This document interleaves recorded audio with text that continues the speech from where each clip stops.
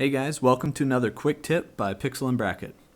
In this video I wanted to go over a couple of the options with the corner widget in Adobe Illustrator. So on this canvas here, I'm going to go ahead and create with the shape tool just a simple rectangle.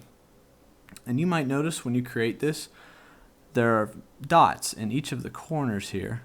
And if you hover over it, you notice your icon changes to an arrow with kind of a rounded corner. And that's signifying that you can use the corner widget on this shape. If you're not seeing that, check your view settings, and if you scroll down here a little bit, about 3/4 of the way, there's hide corner widget. If you turn that on, or off I should say, notice how the dots in the corners disappear. So make sure that's turned on.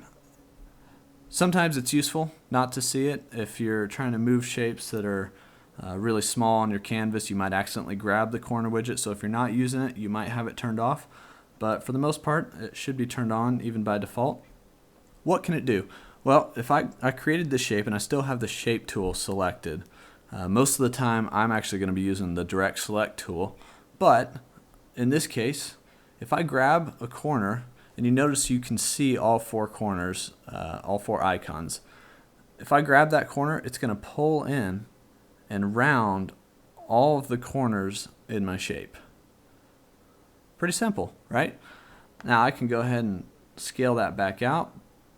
In my toolbar up top, you don't see any options right now, but if we switch over to the direct select tool, you can use shortcut key A. Notice how up here we actually have a corners section that opens up when I have this shape selected. When I don't have it selected, it disappears. Select the shape, corners opens up. And we can actually give it a specific point size. So for instance, I'm going to give it 50 points. And that will round each of the corners in my shape by 50 points. And if you drop down corners here, it'll actually give you a couple other options. We can do some inverted corners. We can just cut off at a 45-degree angle on those. And then we can change the point size again here. I'm going to go back to rounded corners. I'm actually going to drop this back to 0 because most of the time, unless I'm just trying to soften up these corners a little bit on my shape as a whole, I'm probably using live corners to create different shapes than what I already have. For instance, with my direct select tool, I can actually select maybe just a couple of points in my shape and just bring those corners in. And generally I actually go ahead and give it a point on there. That way I know that within whatever document or piece I'm working on, I can keep those corners consistent. Like for instance at 50 point, the next shape I create, let's say I create something a little bit more complicated like this star.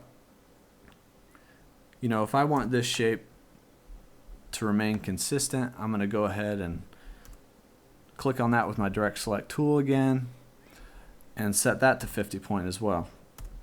So all my curves and edges are all going to line up if I give them all a very specific point size and keep that all consistent throughout my document.